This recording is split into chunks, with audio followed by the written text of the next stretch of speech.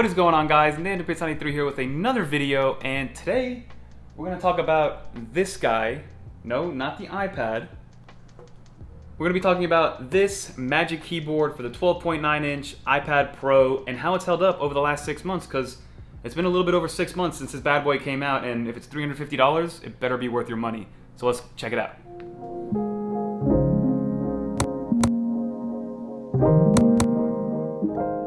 So as we all know, back in March of this year actually, which seems like forever ago, Apple released iPadOS 13.4 pretty much out of nowhere, right? And all of a sudden gave us cursor support. And everybody was wondering, first off, why, right? Like the iPad's supposed to be a touch-first interface. Yeah, we kind of had cursor support with iPadOS 13 with assistive touch and accessibility settings, but it really wasn't the same. And then again, Apple dropped this 13.4 update, which gave us this new idea or this new look or this new way of using a cursor and how it functions with an operating system, and it blew everybody away, including myself. It's very intuitive, it makes sense, and it still makes it feel different than using an actual laptop, but in a good way, right? Not in terms of a detriment, like a pointer is better, but it's just a cool, new, enhanced, and fresh way of looking at what a cursor does and how it's supposed to function. So like I said, 13.4 came out in March, and then we saw demos across all of the interwebs with Apple's Magic Trackpad and using it with the iPad Pro, and people were like, whoa, this is crazy, it works really well. And that trackpad was like the only thing that had those Apple drivers that allowed it to work how it's supposed to work. We saw Bridge try to do a keyboard case with the trackpad, didn't work. Then we saw a bunch of third parties on Amazon do it, again, didn't work, at least didn't work how Apple made it work. And then in April, late April of this year, Apple drops a bomb and drops this Magic Keyboard on us, right? And they'd say, hey, it's gonna be $350, it's gonna transform the way you use your iPad, it's got a built-in trackpad, which at first glance looks absolutely tiny and useless, because that was my first thought when I saw it. I was like, okay, this is cool, but that trackpad is tiny. It reminds me of the Surface laptops and the Surface trackpads on those laptops and those 2-in-1s, which I hated. I hated those trackpads because they were tiny, they didn't click well, flimsy, all the above, right?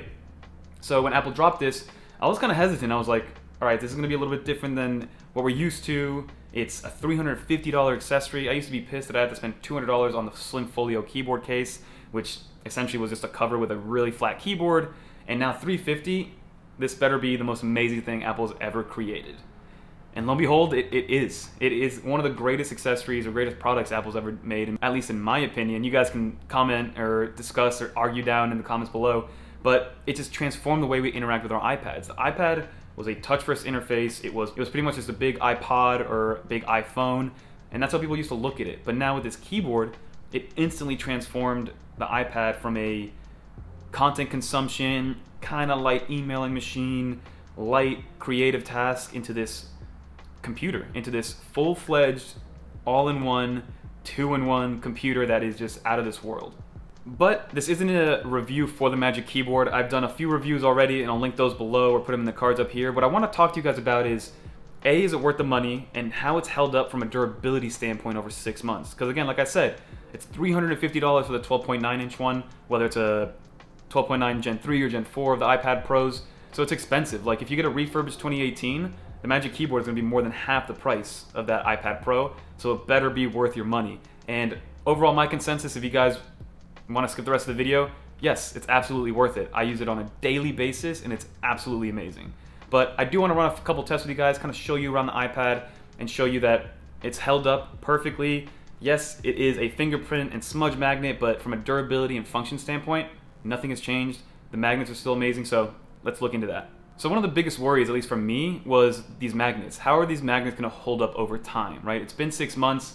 Here's the iPad Pro in the Magic Keyboard itself, right? My biggest thing was, I don't know why I'd be holding it like this, but my biggest fear that is if somebody does hold it like this will just slip out. And that has not been the case. Like, look at me shake this thing.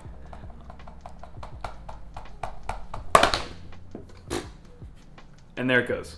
So you guys saw how hard I was shaking that for the iPad to finally come out. Like, I'm sweating after doing that. But that's the iPad Pro from the magnet standpoint, right? And then you have everything else. So let's talk about the actual finish of the iPad. Mine is extremely dirty. I didn't clean it on purpose because I wanted to show you guys how it smudges. I think I haven't actually cleaned the outside material in about a month at this point, just to kind of give you guys an idea of what it looks like, right? And on the back, you can see that I have accumulated some scratches Could be for my backpack, could be for my dog stepping on it. But again, iPad Pro on the backside, fully protected. That embossed logo is still there. It's still soft to the touch. Like I said, it's dirty. It is dirty because that's on me. So it is, like I said, a smudge magnet. And you can tell with what I'm showing you right now. And then in terms of the hinges, right? The hinges was another thing because Apple, I think, is the first to do this like double hinge mechanism, or at least for tablets. Because the Magic Keyboard works off two hinges, right? It has the main hinge, which opens the iPad up from a closed to a, I guess, 45 or 60 degree angle. And then once you hit that angle, you have to push it in, and then you have the second hinge. My fear wasn't really the main hinge, it was that second hinge, because you can see how thin it is up there, and there isn't a lot. And overall, this thing has not, again, I'm very impressed with how little is deteriorated, if at all. But you can see that I'm moving it like this, and you can see it's still trying to magnetize on the back. And I've opened and closed this, I want to say thousands of times at this point. And again, no hiccups. I don't feel like it's losing its sturdiness or losing its durability. This hinge has been, honestly, one of the most impressive things about this keyboard because of the fact that it's so little and it's carrying a decent amount of weight on this iPad, right? So the hinges, over 6 months, amazing. They've lasted, they've done well, and I can't complain about these hinges. The next thing that I do want to talk about in terms of sturdiness is the keyboard itself, right? The keyboard and trackpad. First, the sturdiness of the actual bottom. Like, again, when I got this keyboard, I was expecting a Surface type typing experience. I was expecting it to be very, very flimsy, very light, very easy to bend and break. And this thing, yes, if you wanted to try very hard, you could bend it and break it, but if you look at it closely, I'm trying decently hard, and this thing is not even really flexing or anything like that. I don't know how Apple was able to make something so thin and so sturdy. Again, power of Apple and whatever they do back there, because this, again, is super, super sturdy on the bottom, which is something I wasn't expecting. I was expecting something that I could almost fold like a thick piece of paper, which I was going to hate. But again, super sturdy, and the material is out of this world. One thing that I do want to tell you guys, I purchased a Magic Keyboard, type cover.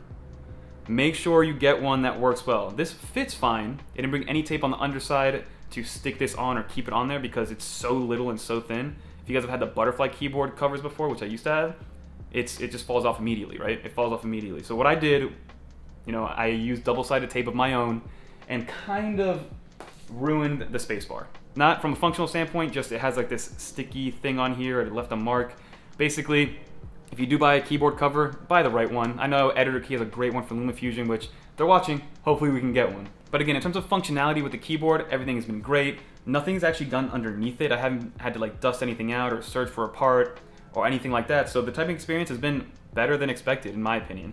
We got the keyboard typed amazingly, especially compared to the Smart Keyboard cover that everybody hated from a typing experience. This has been wonderful, guys. And the keyboard typing experience, A1. And again, nothing has really gone underneath there, surprisingly. Even though with this, I keep it on every now and then. Not all the time. I would say 50-50 I put it on there. Just because it kind of ruins the typing experience, but it does protect it. And again, I haven't gotten anything inside the keyboard. And then let's get to the final thing, which is the trackpad.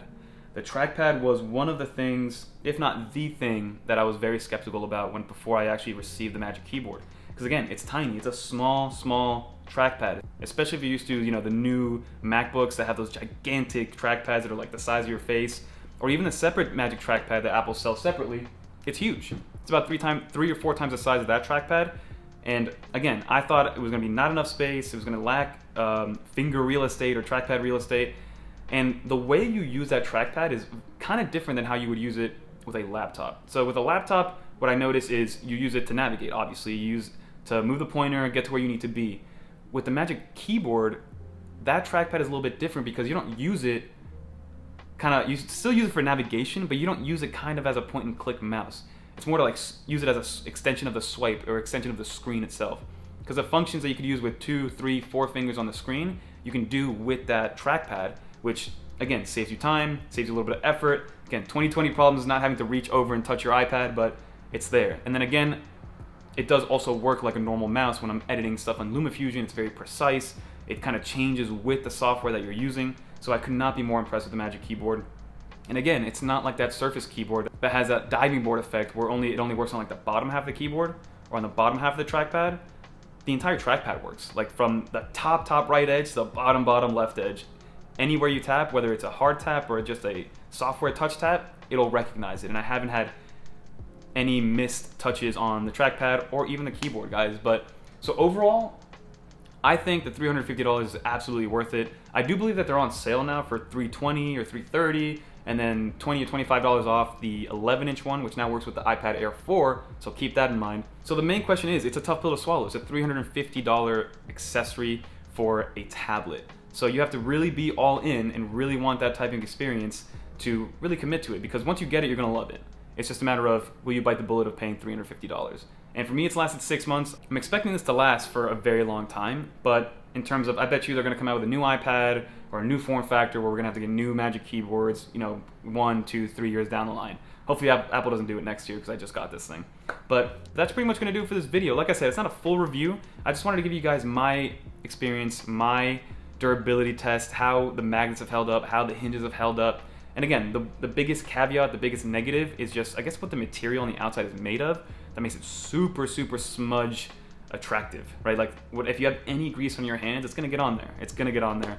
And like I said, I'm pretty bad about taking care of it. Like, yes, it's in a backpack, but a lot of the times it's thrown on the bed, where my dog is, and he steps on it, and it's protected the iPad perfectly. The function is still there. It's got a couple scratches on it, but again, you know that it's gonna survive even the worst of things, right? But other than the actual material that it's made of on the outside, the rest of it from a durability standpoint has been magnificent, phenomenal. It's beaten all my expectations, and I do plan to have this as my main computer for a while. So that's gonna do for this video. Hopefully you guys enjoyed. I know I rambled on a little bit there, but hopefully it's making you guys make an informed decision on such an expensive accessory. Because again, it's an accessory, it's not a product. Like, that thing is useless without an iPad. Keep that in mind. And then also, for those people looking to get the 11-inch Magic Keyboard, remember, if you have an iPad Air, it's only going to work with the 4. Do not get the Magic Keyboard if you have an iPad Air 3, because it will not work. The pins are on the wrong spot. Please. But again, that's going to do for this video. Don't forget to like, comment, subscribe. I'm going to put over here the subscribe versus not subscribe, so smash that thumbs up button, smash that sub button, guys. Let's get some more people on the channel. But until next time, peace.